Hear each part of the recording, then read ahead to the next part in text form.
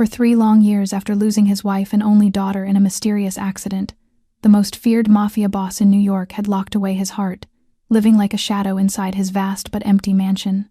Then, one quiet morning, he noticed his maid's little daughter quietly slipping out of the house before everyone else had awakened. Driven by a strange feeling he couldn't explain, he decided to follow her in secret. He had no idea that this seemingly insignificant decision would uncover a long-buried secret and become the turning point that changed his life forever. Before we begin this emotional story, let us know where you're watching from in the comments below. And don't forget to like this video and subscribe to the channel to support us and help us bring you more heartfelt stories. Now, let's begin. The Moretti estate on the North Shore of Long Island had been built to hold a family. 12 reception rooms, a marble staircase that rose 3 floors in a slow, curving sweep, a hallway on the 2nd floor so long that a child in soft shoes could run its full length before anyone thought to call her back. On an early summer morning, the light came through the tall east windows and fell across the polished floors in perfect, empty rectangles, and Alessandro Moretti, 38 years old, the most feared mafia boss in New York, walked through that light the way a man walks through the ruins of a city he used to love. The house had not held a family in 3 years. 3 years ago, on a rainy afternoon in late October, a black sedan carrying his wife Isabella and his 6-year-old daughter Aria had left the coastal road 2 miles from home. The police had called it an accident. Wet asphalt, a sharp curve, no other vehicle involved. They had investigated for 6 weeks, and then they had closed the file, and Alessandro had signed the paperwork without reading it because reading it would have required him to accept that the 2 names on the top of the page belonged to the 2 people he had loved most in the world. He had not believed the report. He had felt it in his bones the way a soldier feels a shot before it lands, but there was no evidence, no witness, no thread to pull, and so he had done the only thing a man like him could do with a grief that had nowhere to go. He had buried it. He had stopped smiling. He had stopped weeping. He had stopped, slowly and completely, feeling anything at all. He worked instead. Mafia councils, territory disputes, long negotiations across smoke-filled rooms in Brooklyn and Queens. He stayed out until his body could no longer stand, and then he came home to sleep, and then he left again before the sun rose. The staff at the estate had learned his shape without ever learning him. There was Rosa in the kitchen, who cooked meals he rarely ate. There was a driver whose name he sometimes forgot. There was Vitor Rossi, the head of his personal security, a hard, quiet man who had bled for the Moretti name and expected nothing in return. And there was a housekeeper. She had been in the house for 5 years. He could not, in that moment, have told anyone her last name. Alessandro ate alone. He slept alone. He did not open the door of Aria's bedroom on the 2nd floor. He did not walk the stone path to the sunflower garden behind the house, the garden Isabella had planted with their daughter one spring afternoon. The 2 of them kneeling in the soil in matching sun hats, laughing at something he could no longer remember. This morning he came down to the kitchen for coffee. He glanced through the tall window above the sink toward the garden. Weeds had swallowed the beds. A few stubborn stalks leaned sideways in the wind. He looked away. Vitor entered without knocking. Neighboring families were probing the edges of Moretti territory, he said. Nothing serious yet. Alessandro nodded, gave 3 short orders, and set the cup down without drinking from it. He walked out to the car. A long day was waiting for him, and he was grateful, because work was the only thing that still kept him awake. He could rule half of New York from behind a desk, but he could not bring himself to walk past the door of a child's empty bedroom, and had not for 1,095 days. Signore Lating Ingila, Sir Mr. Em sửa lại toàn bộ part 2 bằng tiếng Anh thuần túy. That was the shape of his life. Work, silence, a house too large for one man. He had come to believe there was no one inside its walls he needed to know by name. He was wrong about one of them. Her name was Sophia Carter, and she had been walking through the Moretti estate before the master of the house came down each morning for 5 years. She was 32 years old. She was the estate's principal housekeeper, the one who kept the schedule, who directed the laundry service, who made sure the tall east windows were clean by the time the sun struck them. She was also a widow. Her husband, Daniel Carter, had been a construction worker on a high-rise in Queens, and 2 years ago, on an ordinary Tuesday afternoon, a scaffold had failed. Daniel had been 34. Their daughter Emma had been 1 year old, still small enough to fit in the crook of her father's arm, still too young to remember the sound of his voice. Sophia had learned very quickly what widowhood costs. It costs sleep. It costs savings. It cost the small dignity of being able to say yes when a neighbor invited her out for coffee. And this year it had begun to cost her something new. Her babysitter, a kind older woman down the hall of her apartment building, had grown ill and could no longer keep Emma during the day. Other arrangements collapsed one by one, and Sophia, who had never once been late for work at the Moretti estate, had begun, out of pure necessity, to bring her 3-year-old daughter with her. She always apologized. Every time.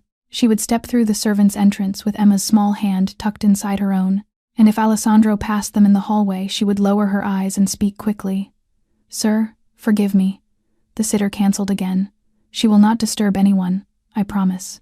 Alessandro would nod once, without looking at the child, and keep walking. He did not want a child in the house. He had told himself, in the days after the funeral, that he could not bear the sound of small feet on a marble floor. Every time he saw Emma, he saw Arya. Every time Emma laughed at something, Rosa said in the kitchen, some small part of him closed a door he had spent a year sealing shut. And yet, slowly, without meaning to, he began to notice things. He noticed that Emma never touched anything in the house without asking first. She would stand in the kitchen doorway with her hands folded and wait for permission before stepping onto the tile. He noticed that she said thank you to Rosa for a glass of water in a voice so soft it almost disappeared. He noticed that she sat for hours in the corner of the pantry, playing quietly with an old rag doll whose arms had been stitched back together so many times that the seams no longer matched the fabric. He noticed that she hummed to herself when she thought no one was listening, a tune he did not recognize. Sad and small. He noticed Sophia, too, though he pretended not to. She moved through the estate the way a shadow moves through a lit room. She did not complain. She did not ask for anything. She did the work of 2 people and thanked him at the end of each week for a paycheck she had earned 3 times over. He did not know where she lived. He did not know the name of her late husband. He did not know that she had ever loved anyone who had died. For 5 years they had lived under one roof, and in 5 years, Alessandro Moretti had never once asked Sophia Carter her last name. It was on a Tuesday in the 2nd week of June that the pattern of 5 silent years finally broke. The rain had started in the late afternoon and had not stopped. By the time Alessandro's car turned into the long private drive of the estate, it was almost midnight, and the meeting in Brooklyn had left him with a headache that no amount of black coffee had touched. 2 of the older families were pressing against his southern territory, testing him the way wolves test a wounded animal. He had spent 4 hours across a table from men who had known his father, telling them, in language polite enough to be understood and cold enough to be feared, that the Moretti name was not yet ready to be inherited by anyone else. He walked into the house through the side entrance, shaking rain from the shoulders of his coat. The great hall was dark. The kitchen light, at the far end of the corridor, was on. He stopped in the hallway before the doorway. He did not mean to. He heard her voice first. Sophia's voice, low, unsteady, the sound of a woman trying to hold something together with only the strength of her own 2 hands. "I understand," she was saying. Her back was to him. She was leaning against the counter, the phone pressed to her ear, her free hand pressed to her forehead. I know, I will find a way. Please, thank you for telling me before the end of the month. Thank you." There was a small silence. Then the click of the phone being set down on the marble. She did not move for a long moment. Then she sat, slowly, on the wooden chair beside the kitchen table, and she lowered her face into both hands, and her shoulders began to shake. He should have walked past. It was not his business. He had spent 3 years perfecting the discipline of walking past things that were not his business. Grief in other people, trouble in other houses, small human sorrows in the hallways of a life he no longer took part in. He stopped anyway. "Sophia." She jumped as though he had shouted. Her chair scraped against the tile. She turned, wiping her cheeks with the back of one hand and then the other, quickly, the way a person wipes rain off a windshield before anyone can see. "Sir, forgive me. I did not hear you come in. Everything is fine." He did not believe her. He looked at her for a long moment, at the wet lashes and the too quick smile and the hands she could not quite keep still, and he did not believe a single word she had said. But he did not press.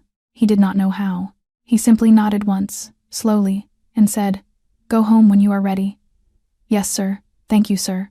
She dipped her head and moved past him toward the small alcove off the kitchen where Emma had been sleeping, curled up on a padded chair, her rag doll tucked under one arm. Sophia lifted the child gently, murmuring something into her hair. Emma did not wake. Sophia carried her out the servant's door without looking back. Alessandro stayed where he was. He looked out through the tall kitchen window at the rain sliding down the glass in slow silver streaks. He thought about the expression that had been on Sophia's face before she had known he was there. The private, unguarded expression of a person who is being pulled under and does not want to make a sound about it. He knew that expression. He had been wearing it, in one form or another, for 1,095 days. That night, for the first time in 3 years, Alessandro Moretti went to sleep thinking about someone other than the 2 women buried in a cemetery north of the city. He slept badly. He had expected that. What he had not expected was to wake before the rest of the house, before Rosa in the kitchen, before Vitor's men on the perimeter, before the first gray light had properly settled over the lawns. He lay for a long time in the dark, listening to the last of the rain drip from the gutters above his window, thinking about a woman who had wiped her face too quickly and a phone call that had ended with the word please.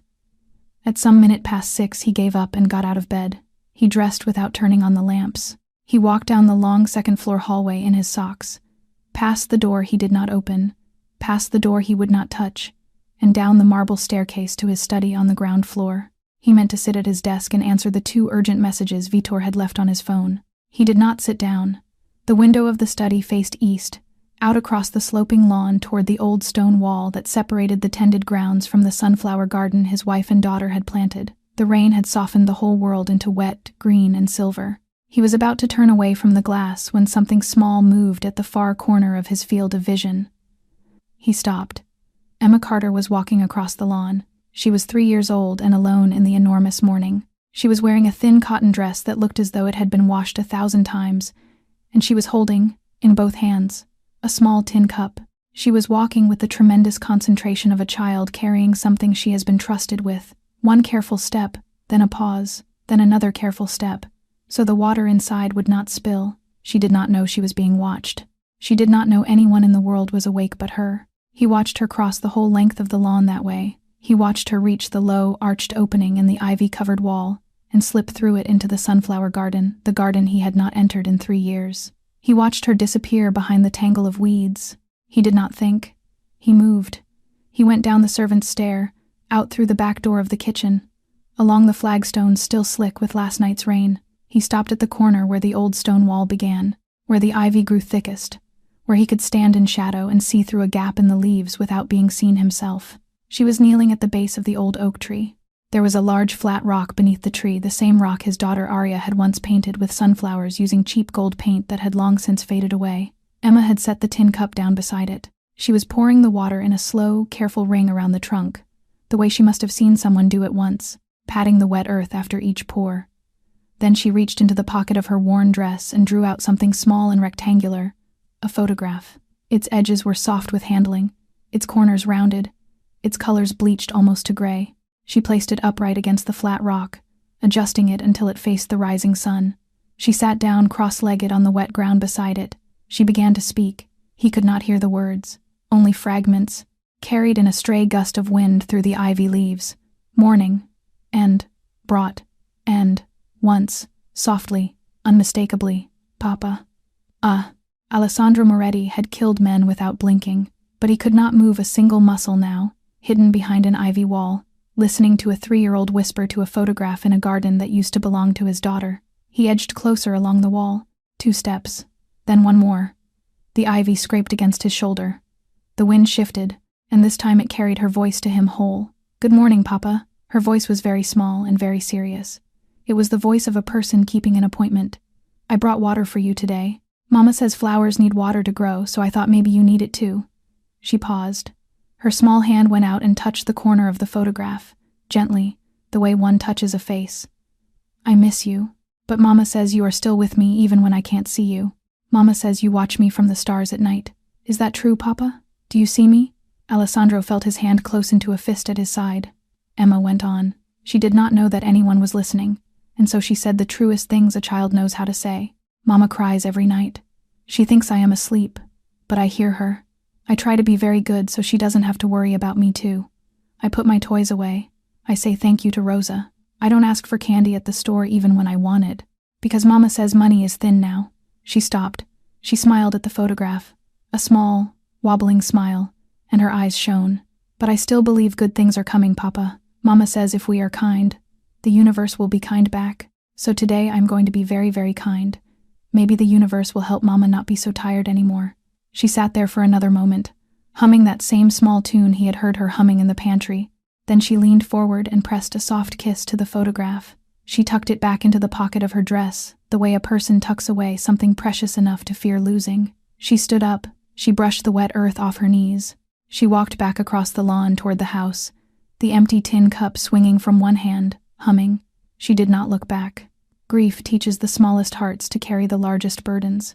And while a 3-year-old girl who had lost her father was still finding reasons to hope, a grown man who had lost his family had built walls to make sure hope could never return. Alessandro did not move for a long time after she had gone. The morning came up around him. The sun cleared the roof of the estate and struck the tops of the tallest weeds in the garden, and still he stood behind the ivy wall, staring at the place where a child had just been. Then he stepped out. He walked into the garden he had not entered in 3 years. He walked past the wild tangles of stems that had once been Arya's neat little rose. He walked to the base of the old oak tree, to the flat rock where the wet ring of water was already darkening the earth, and he lowered himself down onto his knees exactly where Emma had been sitting. He pressed the flat of his palm into the dry ground beside the rock, and then, with no one to see him, and no witness but a sunflower garden that had gone to seed, Alessandro Moretti began to weep. Not the quiet, controlled tears of a man remembering. Deep, uncontrollable sobs that shook his whole body as though every locked door inside him had been thrown open at once, and 3 years of unshed grief was pouring out through them all. That morning, in a garden he had abandoned for 3 years, Alessandro Moretti finally wept for the daughter he had lost and, without knowing why, for the daughter he had just found. He did not sleep that night either, but the sleeplessness was different this time. It had the shape of something that needed to be said. The next morning he was at his desk before 8. He had washed his face. He had put on a clean shirt. He had rehearsed, in the quiet of his own head, 3 or 4 opening sentences, and rejected all of them. When Rosa came to ask whether he wanted breakfast, he said no, and asked her instead to send Sophia to the study when she arrived. Sophia came at 9:30. She stopped in the doorway and knocked once, as she always did, and stepped in with her hands folded in front of her the way they were always folded, small, careful, waiting. He saw the fear on her face before she said anything. "Sir, you asked to see me." "Yes, please, sit down." She did not sit. She remained standing just inside the door, her fingers pressed white against her own knuckles. "Have I done something wrong, sir?" "No, Sophia, the opposite. I need to apologize to you." Her eyes lifted. He had never seen her look so surprised. "For 5 years, he said, you have worked in this house, and in 5 years, I have never once asked you about your life, about your husband. I am sorry." Something went out of her at those words. Her hands unclenched. Her eyes filled. She turned her face slightly toward the tall bookcase beside the door, as if to give herself a moment to be a person before she had to be a housekeeper again.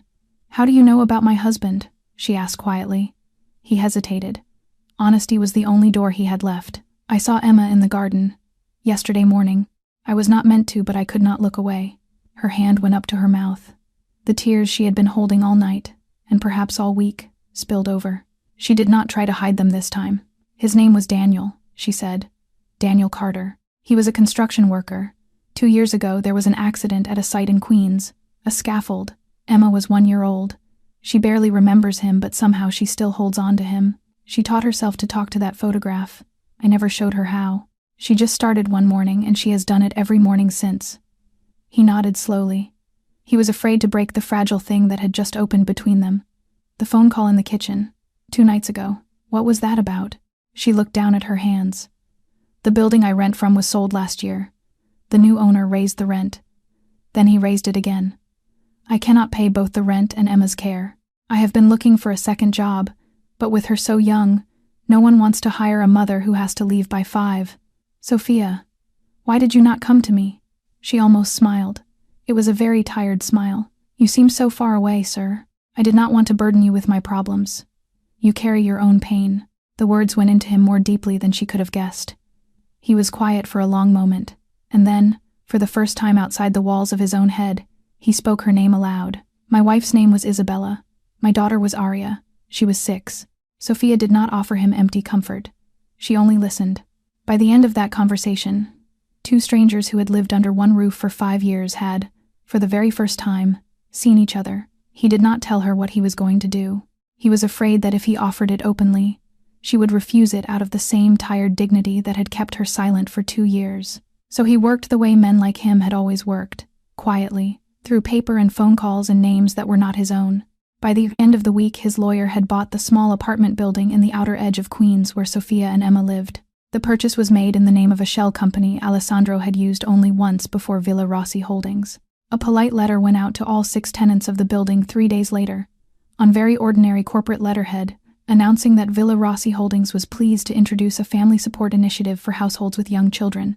Rent for qualifying units would be reduced by half, effective the first of the month. No paperwork required.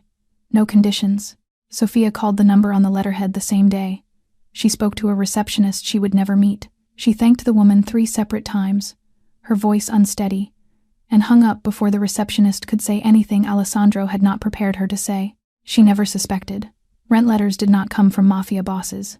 He raised her salary next. He told her, when he handed her the new envelope himself, that it was overdue, that 5 years of loyal service had gone unrewarded, and this was a correction, not a gift. She tried 3 times to refuse. He waited each time until she stopped, and then said the same thing more quietly. "You have earned it, Sophia. This is not pity. This is 5 years of fairness arriving late." He arranged for Emma to attend a small private preschool 10 minutes from the estate. He hired 2 additional day staff, so that Sophia's hours ended before the sun went down, so that she could be there when Emma came home, so that she could eat dinner with her daughter instead of by lamplight after midnight. Sophia cried the day he told her about the school. She cried, quietly, at her post beside the kitchen door, and she said the words "thank you" so many times he finally had to hold up a hand to stop her. Something in the house began to change.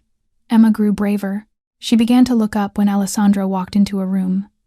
Within 2 weeks, she was greeting him by name, not the sir her mother had taught her, but a small, formal, "Good morning, Mr. Moretti," delivered with such careful pride that he almost smiled the first time he heard it. He stopped avoiding her. He lingered in the kitchen at breakfast. He listened when she told Rosa long, complicated stories about a girl at school named Lucia who could not remember where she had put her handkerchief. He asked questions, small ones. He learned her teacher's name. One afternoon she came to him in the study. She stopped a few careful steps from his desk, one hand hidden in the pocket of her dress where the photograph lived. Her voice was very small. "Mr. Moretti, do you believe my papa is still watching me from the stars?" He set his pen down. He came around the desk. He knelt slowly, so that he was on the level of her small round face, and he looked into her eyes with the whole weight of everything he had learned in 3 years of loving people who no longer answered. "Yes, little angel, I believe your papa is watching you. And I believe someone else, someone I loved very much, is watching too, right beside him." She smiled at him then. A real smile, small and shy, and offered fully. Alessandro Moretti had commanded armies of men. Nothing had ever undone him quite like a small hand slipping into his without permission. He waited until Saturday. He had thought about it all week, turning the idea over in his mind the way a man turns a heavy stone he is not yet ready to lift. On Saturday morning, when the light through the tall east windows had that particular clear quality of a good day beginning, he came down to the kitchen in an old gray t-shirt and a pair of work trousers he had not worn in more than 3 years. Sophia was pouring coffee for Rosa. She turned at the sound of his step and almost dropped the pot. He almost smiled. "The garden," he said. "It has waited 3 years. I think it is time." She hesitated. He watched her face carefully, the small war between hope and caution that passed across it.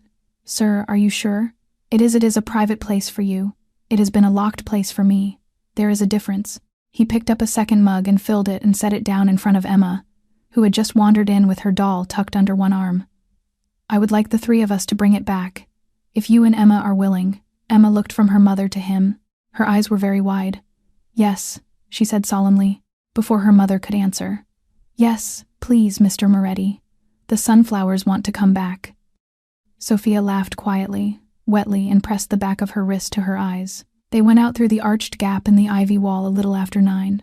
Alessandro turned the earth with a spade that had been leaning untouched in the shed for 3 winters. Sophia followed behind him with a paper packet of seeds she had bought at a hardware store on Thursday, kneeling in the freshly turned soil, pressing each seed down with the careful concentration of a woman who understood how much of life came down to the things you buried and waited for. Emma trailed after them both with the small tin cup, refilled again and again from the outdoor tap, watering each seeded row with tremendous seriousness.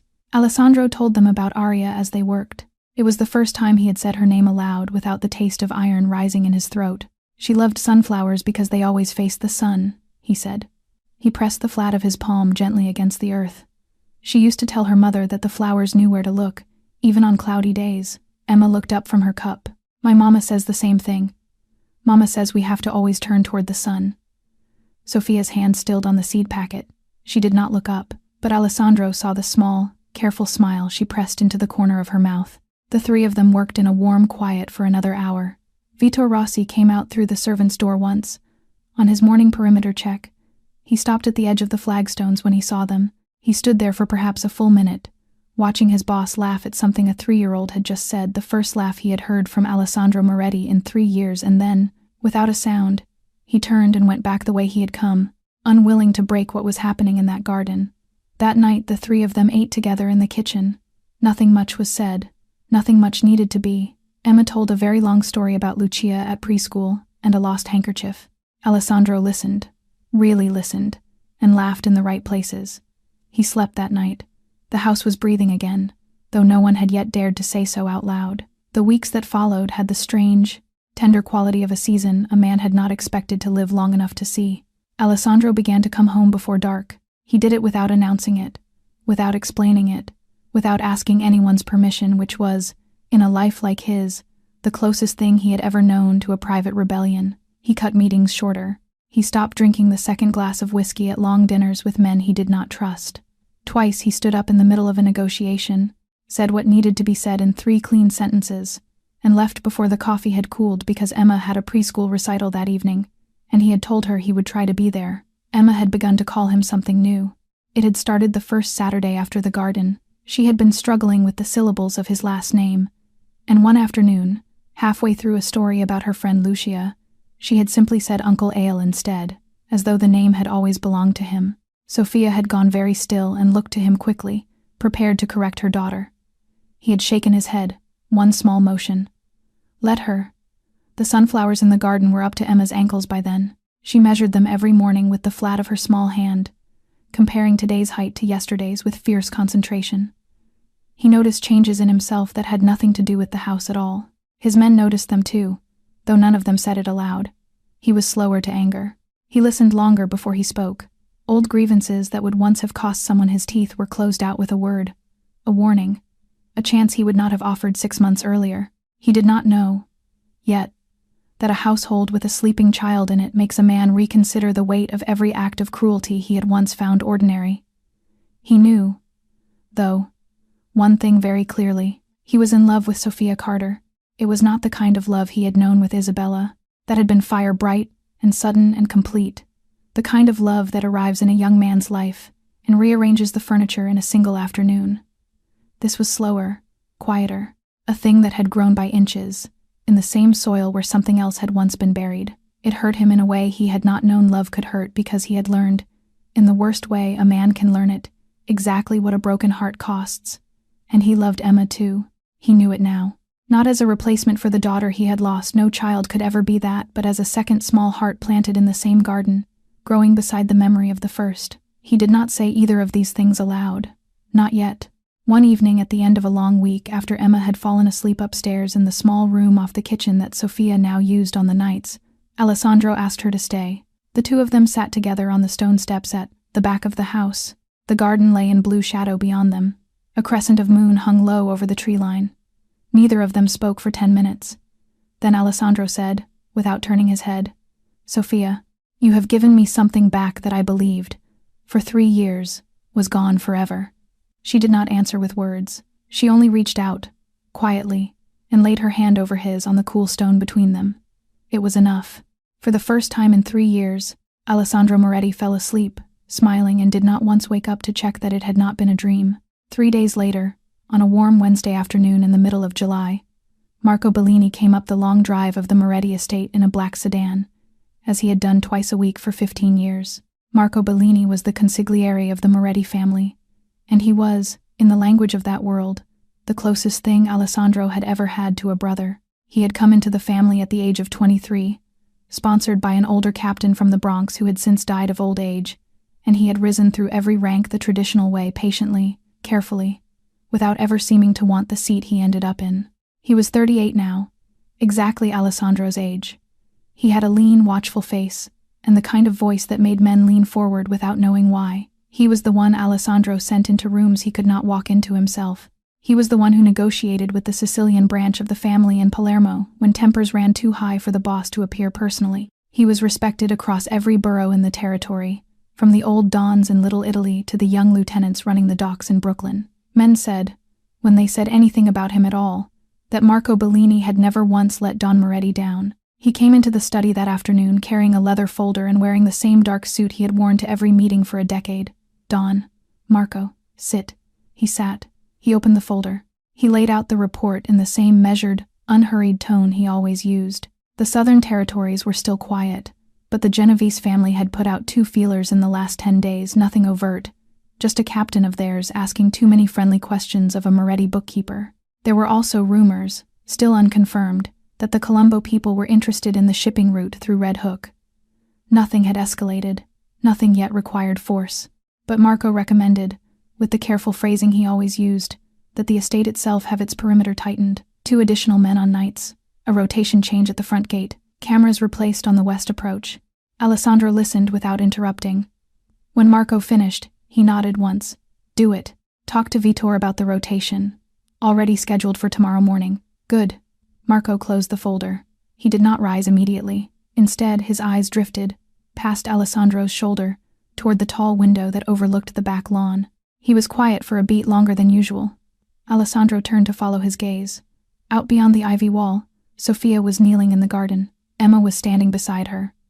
One small hand curled around her mother's shoulder, laughing at something Sophia had just pointed at. The sunflower stalks around them had reached almost to Emma's chest now. The afternoon light lay on the 2 of them like gold poured slowly. The house looks well, Marco said quietly. You look well, Don. The family is glad to see it. It is good for everyone when the boss is happy again. Alessandro allowed himself a small smile. He rose and clapped Marco lightly on the shoulder. Thank you, brother. Keep the roof steady above us while I put the walls back. Always, Don. Marco stood. He picked up his folder. He walked toward the door. Marco Bellini walked out of the study with a smile that did not quite reach his eyes, but Alessandro, still watching a little girl laughing in a garden he had once buried, did not turn around to notice. The following Tuesday afternoon carried the same warm, unremarkable light as any other. Sophia had spent the morning airing out the linen closets on the second floor. A little before 3, Rosa asked her if she would carry a tray of tea and biscuits to the small secondary study on the ground floor, where Marco was working through a stack of paperwork he had brought up from the city. Sophia lifted the tray. She walked the long marble corridor. She stopped at the doorway of the secondary study. The door had been left slightly ajar. Marco was not at the desk in the outer room. She could hear his voice through the half-closed connecting door to the smaller private office beyond it, low, unhurried. The way he always spoke when he did not know anyone was listening. She stepped inside quietly and set the tray on the corner of the desk, exactly where he always liked it. She turned to leave. That was when she heard him say it. Tomorrow night, every man we have, Alessandro does not walk out of that house. Sophia froze. Her hand, which had been reaching for the doorknob to pull the outer door closed behind her, stopped halfway through the motion. Marco went on, in the same quiet voice. 3 years. 3 years is long enough. After tomorrow night, the entire Moretti territory belongs to us. There was a small silence, the silence of someone on the other end of the line asking a question. Then Marco's voice again. Colder now, cleaner. The child and the woman in the house? Handle them with the rest. No witnesses. Nobody walks out. The blood dropped out of Sophia's face in a single slow wave. She took an unsteady step backward. Her hip struck the corner of the desk. A small glass vase set on the far edge wobbled one delicate tip toward its fall, and she lunged and caught it with both hands and set it upright without making a sound. Her heart was hammering so loudly she was certain he must hear it. Wait, Marco said in the next room. His voice had sharpened. Hold on. Something moved out there. Sophia did not think. She turned and slipped out of the outer study into the corridor, and ducked into the narrow linen cupboard 3 doors down. She pulled the door almost closed behind her, and pressed herself flat against the shelving, into the dark. She heard Marco's footsteps come out into the corridor. Slow, measured. He stopped at the doorway of the secondary study. She heard him step inside. She heard him walk once around the room. Then, after a long moment, she heard him return to the inner office. She heard the door close. She waited. She counted her own breaths. She counted 5 minutes. Then she pushed the cupboard door open and stepped out. She walked, one careful step at a time. down the long marble corridor toward the main study at the far end of the house, forcing herself not to run, forcing every footfall to sound like the footfall of a housekeeper on an ordinary errand, forcing her arms to hang loose at her sides. Inside her chest, her heart beat like a drum in a war she had not asked to be part of.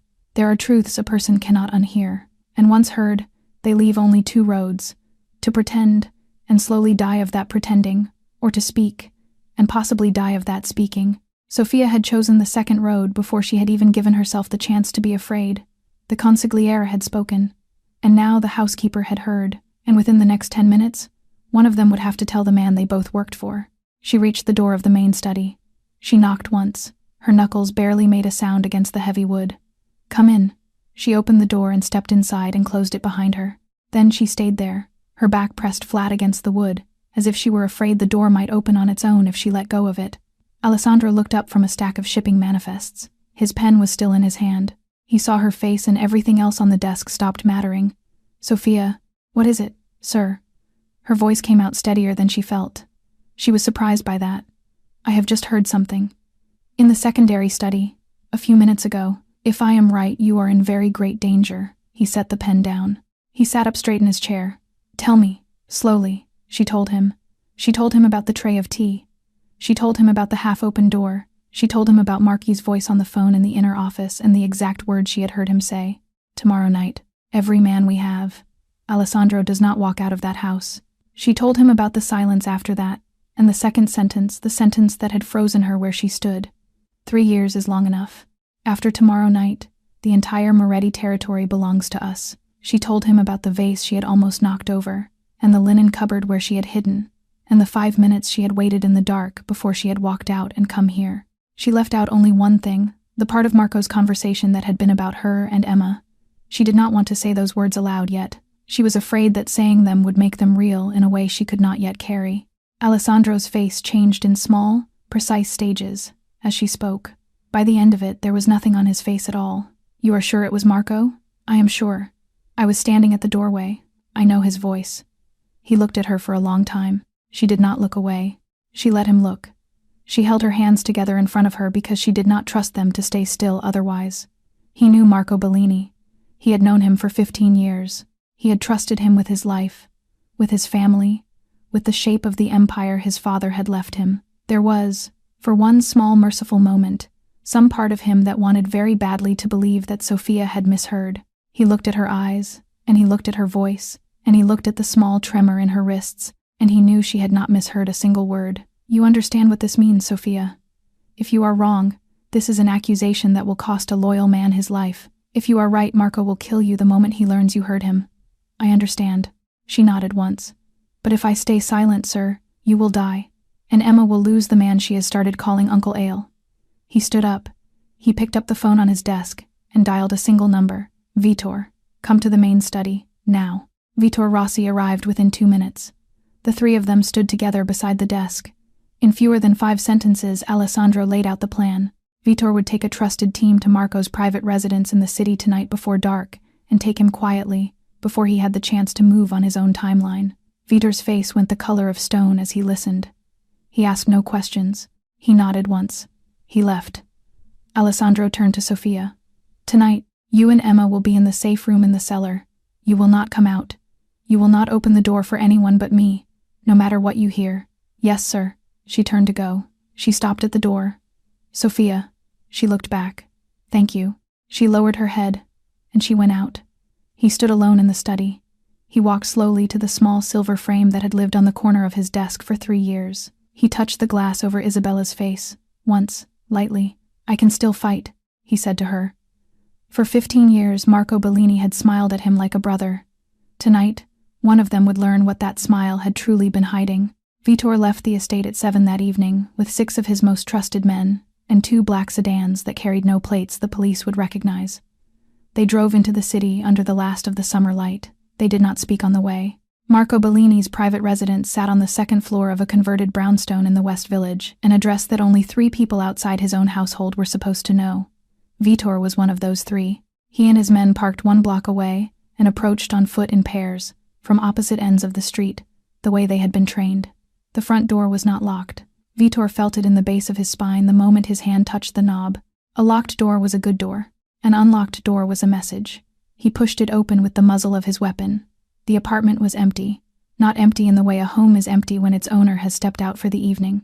Empty in the way a house is empty when its owner has decided, some hours earlier, that he is never coming back to it. The closet in the bedroom stood open. 2 suit jackets remained on their hangers, but the third slot where the dark gray coat had always hung was bare. The safe in the wall behind the framed print of the Amalfi Coast was open and cleaned. The laptop on the desk was gone. The 3 older machines on the shelf beneath the window had been wiped down, keyboards and screens and casings all, with the professional carefulness of a man who had thought through every fingerprint he might leave behind. There was a half-full cup of espresso on the corner of the desk. It was still faintly warm. He had missed them by hours, perhaps only 2. Vitor stood in the middle of the study for a long moment and closed his eyes and took one breath. Then he took out his phone and dialed. Signore. He is gone. He knew we were coming. On the other end of the line, in the quiet of the main study on Long Island, Alessandro Moretti swore under his breath one low, ugly word. Someone in the house had warned him. That was the only answer. Someone inside the estate itself had picked up a phone in the last 4 hours and told Marco Bellini that the trap he had been laying for 15 years had begun to close on him. There was no time to find out who. Come home, Alessandro said. His voice had gone very flat. Every man, right now. He does not have the luxury of tomorrow anymore.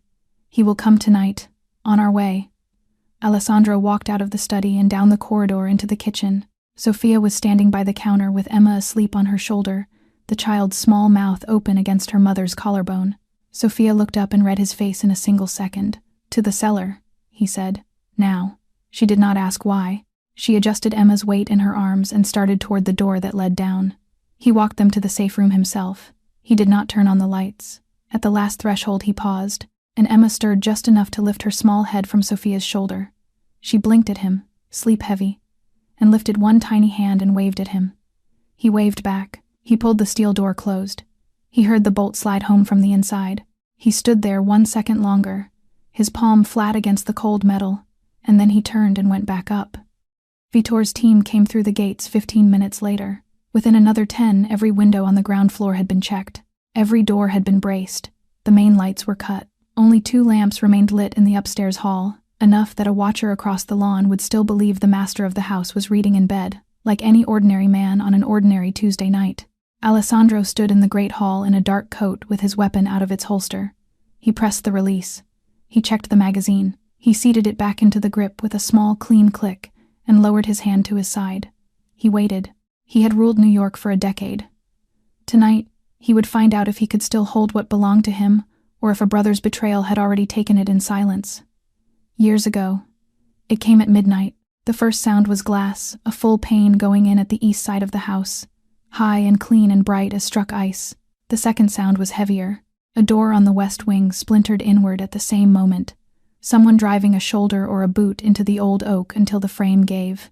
2 entries, simultaneous, a trained assault, timed to the second, and Marco had trained the men who carried it out. He had not, however, trained the men now waiting for them. Vito Rossi's team had been standing in the dark for 3 hours. They had memorized their firing lines. They had swept the sight lines twice. When the first attacker came around the corner of the east corridor, one of Vitor's men shot him twice before the man had lifted his own weapon, and the fight was on. Alessandro was in the main hall. He heard the west door go in, and he moved. The first of them came through the archway at a run.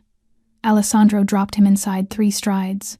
The second appeared behind the first, half a beat too late to be careful, and Alessandro dropped him too. The great hall filled with the flat, percussive noise of gunfire, close and disciplined on his side, ragged and reactive on theirs. Vitor held the east corridor.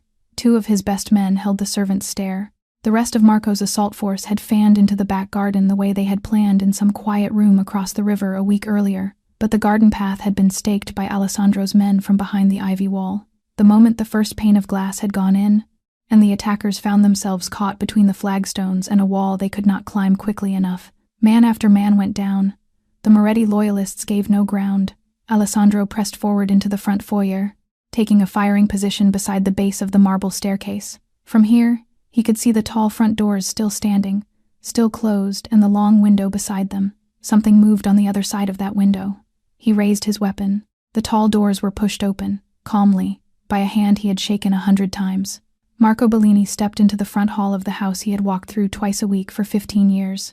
He was wearing the same dark gray coat that had been missing from his closet 3 hours earlier. He had a pistol in his right hand, and no expression at all on his face.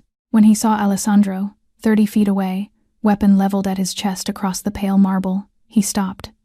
They stood like that. 2 men who had eaten 1,000 meals together. 2 men who had buried each other's captains, danced at each other's engagement parties, sat up on the same porch through the same long winter nights. Marco's mouth moved into the smallest possible smile.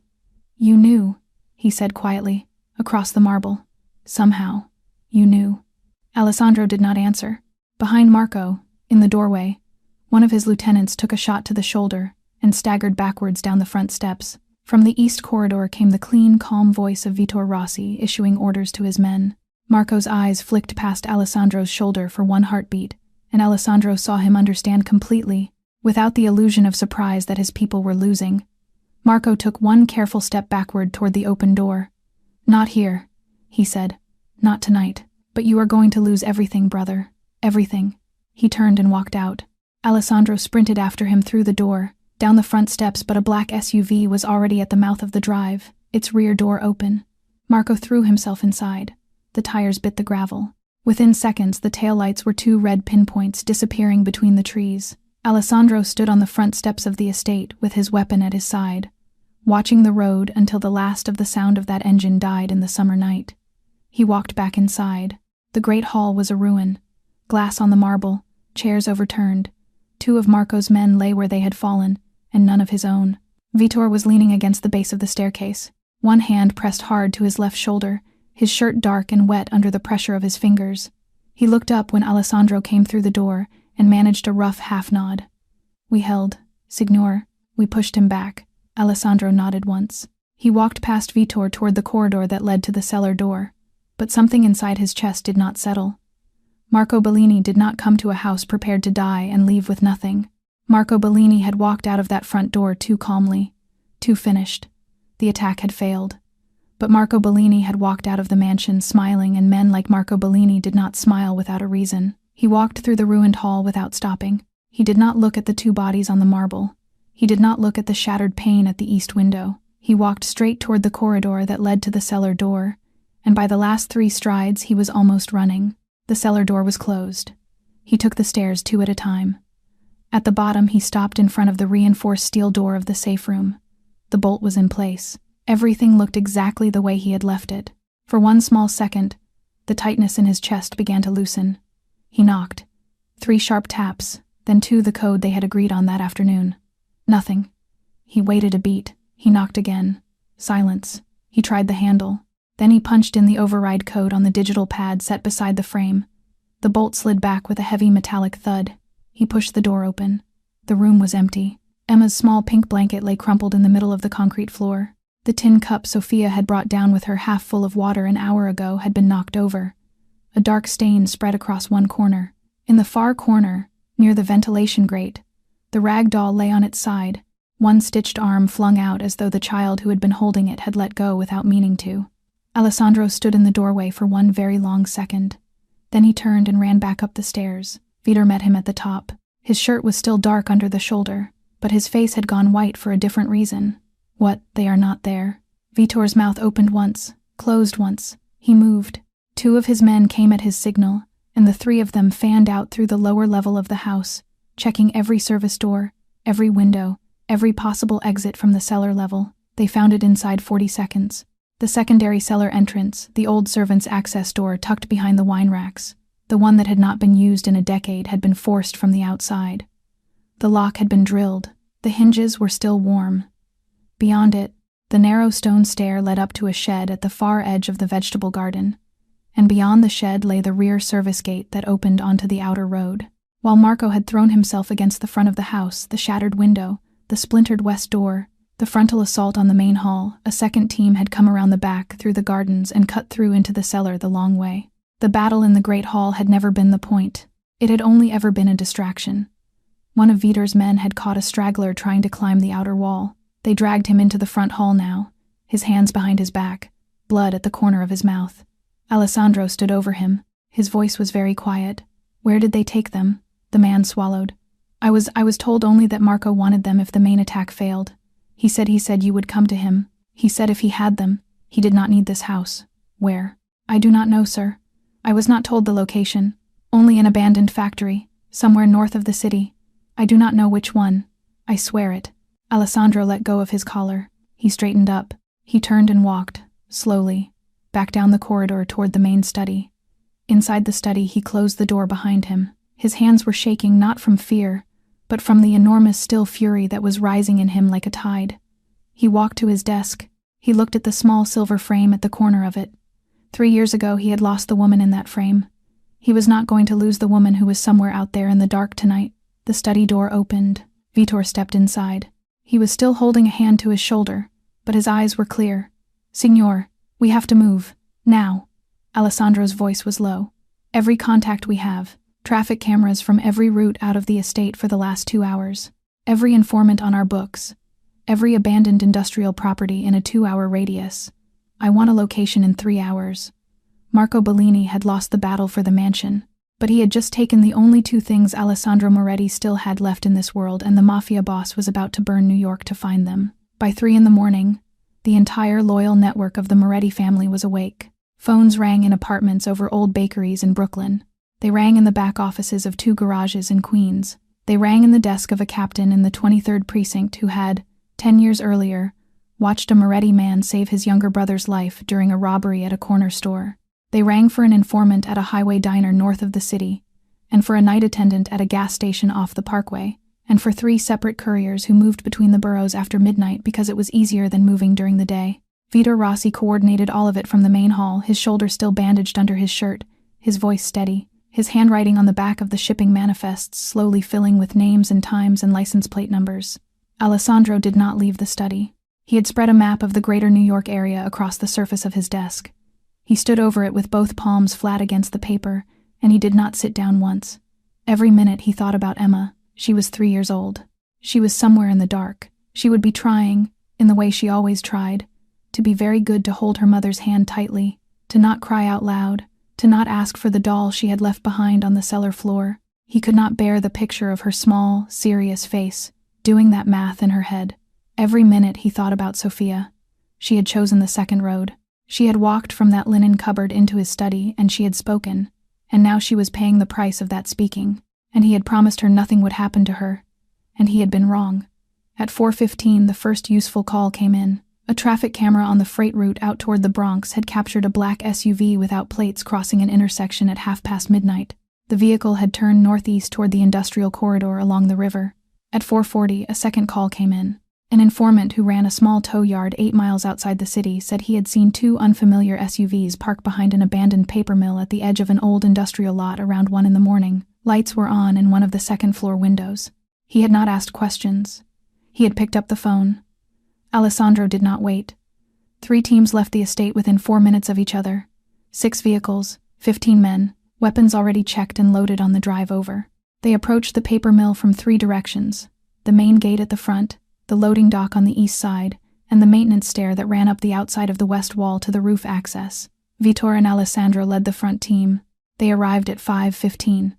The gunmen Marco had left as guards were competent, and they were awake, but they had planned to defend against a lone, desperate man.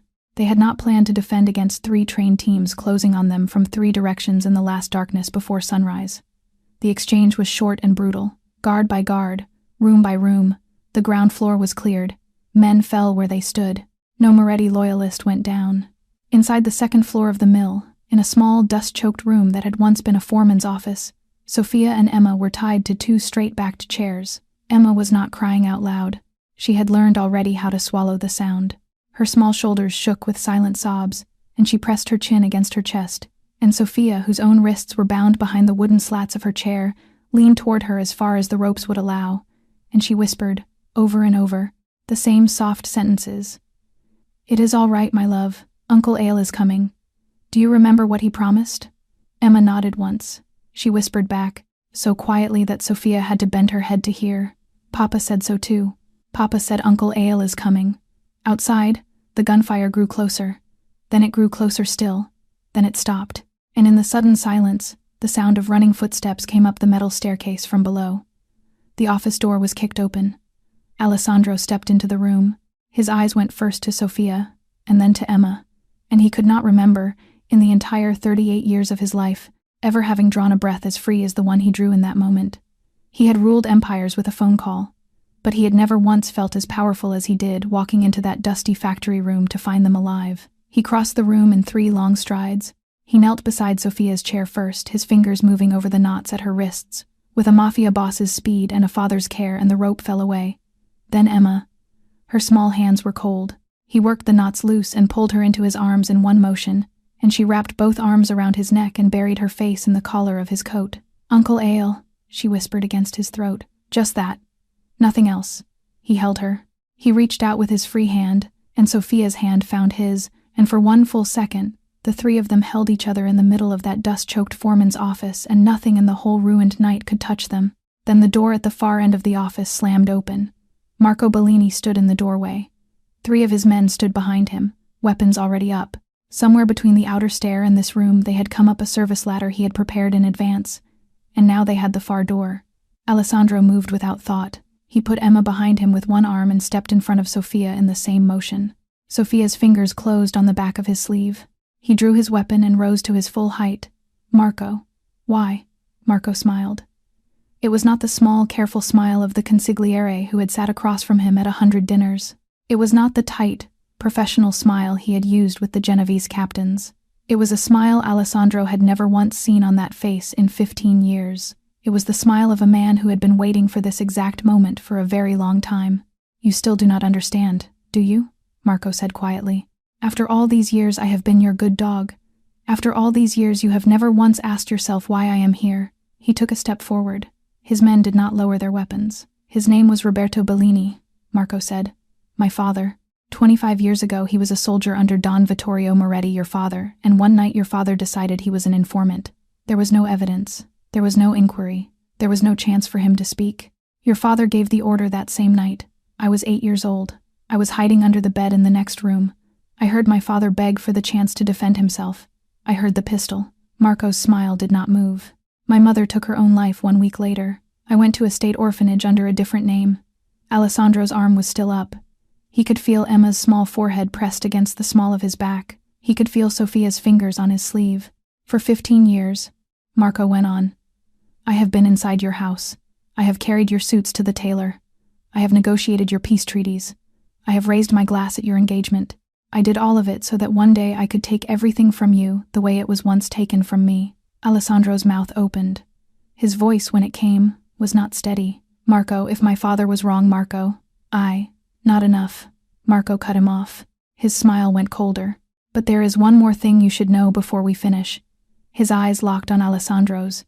3 years ago, your wife, your daughter, the car accident." Alessandro stopped breathing. Marco tasted the next words. He did not hurry them. "It was not an accident. It was me. I cut the brake line. I chose the curve. I chose the hour. A perfect plan. All I needed was for you to be broken enough, hollow enough to let me take what your father took from mine, piece by piece, over years. Some truths arrive 3 years late. And when they do, time itself seems to stop, leaving only the sound of a heart breaking in a room where no one is allowed to breathe." Alessandro's hand rose with the weapon. He was still aiming. His arm was shaking. Marco laughed, quietly, still confident, already tasting the end of a plan 15 years in the making. "My plan has been perfect for 3 years. Only one thing was ever outside my design: that a housekeeper walked past the wrong door and heard a phone call. And now she is going to die here beside you." But behind Marco Bellini, hidden by the shadow of a broken pillar, one of his men was already circling behind Alessandro, and he was raising a gun. Sophia saw him. She was standing just behind Alessandro's right shoulder, and from the angle where she stood with her hand still gripping the back of his sleeve, she was the only person in that room who could see the 4th man. He had slipped out of the shadow of the broken pillar 3 seconds ago. He had crossed the concrete floor on the sides of his shoes. He was 3 long paces behind Alessandro now. His arm was up. The muzzle of his weapon was level with the back of Alessandro's head. There was no time to shout. There was no time to warn. There was no time for the words that would have been useful. Sophia moved. She threw her whole body forward and wrapped both arms around Alessandro from behind. and she pushed him downward and sideways with every ounce of strength she had, and she put herself where the bullet would go. The shot cracked through the room. The round went into her back below the shoulder blade. Alessandro felt the impact against him as if he had been struck himself, a heavy, wrong weight, collapsing into his spine, arms locking around him, even as they went slack. He caught her as she fell. He turned inside her arms and he lowered her down. Behind him, in the same breath, a second shot cracked. A single, clean shot from the doorway. Vitor Rossi had come through the outer stair 3 seconds late, and 1 second in time, and the fourth man went down on the concrete without ever firing again. Alessandro looked down. Sophia's eyes were still open. Her lips moved, and no sound came out at first, and then with terrible effort she gave him the smallest smile. "Mama! Mama!" Emma's scream tore across the room, small and shredded and unbearable. For one heartbeat, Alessandro looked up. His eyes met Marco Bellini's. Marco was still smiling. He had not yet understood what he was looking at. He was still, in some corner of his ruined mind, expecting to win. Alessandro lowered Sophia carefully to the floor. He did not lower his eyes from Marco. "Emma," he said, and his voice was very quiet. "Come here, Angel. Hold your mother's hand. Keep her awake. Keep talking to her. Do not stop." Emma stumbled forward and dropped to her knees beside Sophia and took her mother's hand in both of hers and pressed it against her small, wet cheek, whispering something Alessandro did not hear. He stood up. He was no longer the man who had lost a wife 3 years ago. He was no longer the man who had wept in a garden 2 months ago. He was a storm now, moving on legs. He raised his weapon. "Vitor, on my left. Take the 2 by the door. Everyone else with me." The final exchange was very short. It was not a fight in any real sense of the word. It was an ending. His men came through the doorway and the service ladder both at once, and Marco's 3 remaining shooters went down in the order Alessandro had already assigned to them in his own head. And then there was only Marco. Alessandro did not speak to him. He did not slow down. He did not give him the ending of a conversation that Marco had spent 15 years planning. Alessandro Moretti gave him nothing. When it was over, he turned away without looking back. He crossed the concrete floor to where Sophia lay. He gathered her into his arms, Emma still clinging to her mother's hand, and he carried her out of the foreman's office, down the stairs, through the ruined ground floor, out into the pale gray light of the dawn. Vitor already had the car door open. They drove.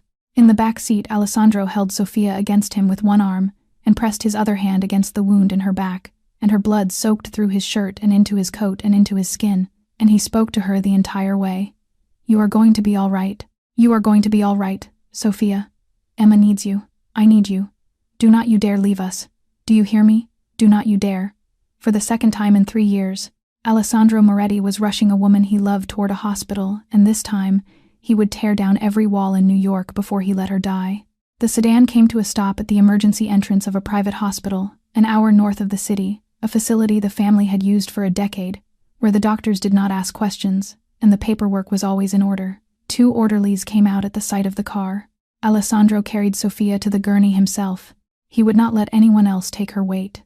He set her down as gently as he had ever set anything down in his life, and he stepped back only when the trauma team began to move. Emma was still holding a fistful of his coat. They wheeled Sophia through the double doors. A nurse tried, kindly, to guide him past the wide painted line on the floor. He stopped there. Emma's small hand went slack in his own for 1 second, and then her fingers gripped tighter than before. She was not crying anymore. She was watching the doors close. He lifted her. He carried her to a row of plastic chairs against the wall. He sat down and settled her on his lap, and she pressed her small, warm face into the front of his shirt, right into the dark stain of her mother's blood, and she stayed there without a sound. Vitor came in half an hour later. His shoulder had been properly bandaged now under a fresh shirt, and he walked without favoring it. He crossed the waiting area and lowered himself into the chair beside Alessandro and spoke in the quiet voice of a man giving a final report. The factory had been cleared. No shooter of Marco Bellini's had walked out. The police contacts along the industrial corridor had already been spoken to. The paperwork, in the way of the family, would show a fire caused by faulty wiring. Then Vitor paused. "There is one more thing, Signore." Alessandro turned his head. "We searched Marco's apartment before we came here. His personal ledger was in the safe behind the second bookcase. He kept records, detailed records, including 3 years ago, the line he cut on the sedan, the route he chose, the time, the names of the 2 men he paid." Alessandro closed his eyes. For 3 years he had lived with a single word, Why? Tonight the answer had arrived, black ink on paper, complete and undeniable, and it did not feel, as he had once imagined it would, like winning anything. He said nothing. He only nodded. Vitor rose after a moment. He set a hand very lightly on Alessandro's shoulder, the closest thing to comfort a man like Vitor Rossi knew how to give, and then he walked out to let his boss wait. 3 hours passed. Then the doors swung open and the surgeon came out, still in his gown, pulling the mask down. She is going to live. The bullet missed the main artery. She lost a great deal of blood. She will need time, but she is going to live. Alessandro closed his eyes. He drew a breath, the first real one he had taken since he had lifted her off the concrete floor of that foreman's office. They let him sit with her. She was unconscious. Her face was very pale against the pillow, but her breathing was even, and her hand, when he took it into his own, was warm. Emma had finally gone to sleep on his knee, her cheek stained with the tracks of dried tears. He sat there in the pale first light coming through the hospital blinds, and he spoke to Sophia in a very low voice, though she could not hear him. "You saved me," he said. "Not just tonight. From the day you walked into my house with that little girl." He remembered it all. 3 years of silence, of locked rooms, of a garden gone to weeds, a rainy midnight in a kitchen, a 3-year-old at the base of an oak tree whispering to a photograph, Emma's small hand slipping into his own without permission, and he admitted to himself, without flinching this time, he loved Sophia Carter, not in place of Isabella, but beside her, in some other compartment of his heart he had not known was still there. And Emma. He loved Emma the way a man loves his own daughter, not in place of Arya, but a new small heart planted in the same garden, growing beside the memory of the first. At dawn her eyelashes moved. "Emma, she is safe. She is asleep on my knee." "And you?" He laughed once. He was crying and he did not know it. "I am safe too. Because of you." 3 years ago, he had lost everything. Tonight, he had almost lost everything again, but holding the hand of a woman who had thrown herself into a bullet for him.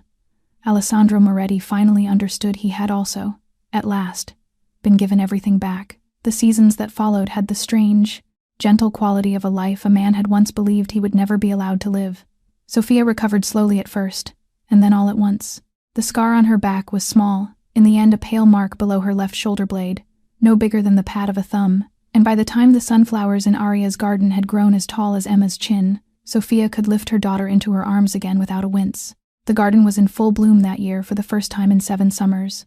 Row after row of gold heads turned in slow procession across the length of the afternoon, following the sun in the way Arya had always sworn they did. The whole house had changed with the garden. Emma's laughter now ran the full length of the long marble hallway. Rosa had begun humming again in the kitchen. Sophia no longer worked as a housekeeper. Alessandro had hired new staff himself and had asked her, quietly, one evening on the back steps, if she would simply be at home in the house from now on. She had said yes. She now had every hour of every day with her daughter. And Emma, who had once played alone in the corner of the pantry with a much-mended doll, now had a mother who read her stories in a chair by the tall east window in the mornings. Vitor Rossi had stayed on in his old post at the head of security. His shoulder had healed. He smiled a great deal more than he used to. One warm evening at the end of summer, Alessandro walked Emma and Sophia out to the garden as the light was beginning to turn gold. He did not kneel in front of Sophia first. He knelt in front of Emma.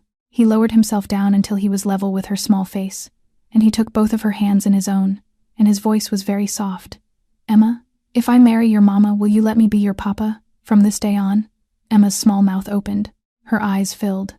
She burst into tears the way only a very happy child cries, and she threw both arms around his neck, and nodded, and nodded, and nodded, unable to find the words. Alessandro turned then to Sophia. He drew a small ring from the pocket of his coat. "Sophia Carter, I lived 3 years in silence. You and Emma brought me back into the light. Will you be my wife?" She was already nodding through her tears before he had finished the sentence. "Yes, yes, 1,000 times yes." A few months later, on a bright, cool afternoon, they were married in the sunflower garden itself. Emma walked ahead in a small white dress, scattering yellow petals down the aisle between the rows, laughing every few steps because she could not help it. Sophia followed in a simple ivory dress, walking toward Alessandro on the flagstone path Arya had once helped lay. Only a small circle of trusted family stood as witnesses. Alessandro read his vows without ever looking back at what had been. He spoke only of the present and of the future. Sophia gave hers next. Then Alessandro lifted Emma high, and she, clinging to his neck, recited her own vow in the ringing, serious voice of a 3-year-old with a very important thing to say. "I promise to always love Papa Ale, and Mama, and all the sunflowers." The whole small wedding laughed through its tears. After the ceremony, in the last hour of the light, Alessandro stood alone on the stone terrace at the back of the house and looked out over the garden, the same view he had once glanced at through the kitchen window and turned away from.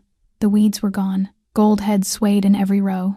Out among them, near the old oak tree, Emma was kneeling beside the flat rock. She had set the small, faded photograph of her father against the stone the way she always did, and she was laying a single sunflower down beside it. Sophia knelt behind her and placed a second flower next to the first. Alessandro came down the path and joined them. He lowered himself to one knee. From the inside of his jacket he took 2 more sunflowers, and he laid them, one at a time, beside the photograph, one for Isabella, one for Aria. 3 names remembered, 3 living hearts standing over them, together. From that day forward, the Moretti estate was never silent again. Its long marble halls carried, morning and evening, the sound of a small girl laughing, of a woman singing to herself in the kitchen, of a man who had once forgotten how to feel now humming softly along. Sometimes life takes so much from us that we forget we are still allowed to receive. But love does not knock loudly.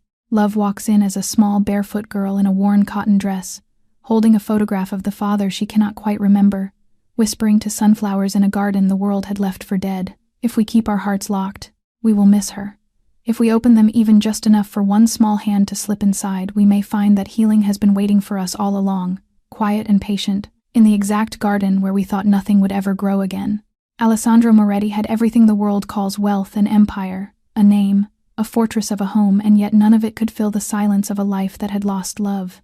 It took a widow with tired eyes, and a 3-year-old with a stitched-up doll and a photograph in her pocket, to remind him that a house is not a home without laughter, and a life is not a life without the courage to love again. How did this story make you feel? Have you ever been quietly, unexpectedly changed by someone much smaller, much softer, much quieter than you thought could ever matter? A child, a stranger, a person you almost overlooked?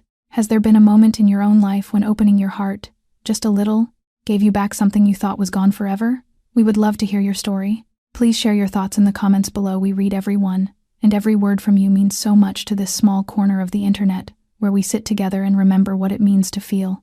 If this story touched your heart, please tap the like button, share it with someone who might need it today, and subscribe to our channel so you never miss a story.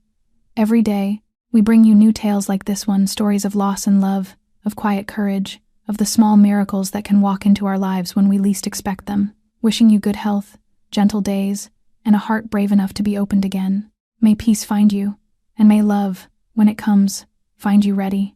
Thank you for listening all the way to the end. Take care of yourselves. Take care of the ones you love, and we will see you again in the next video.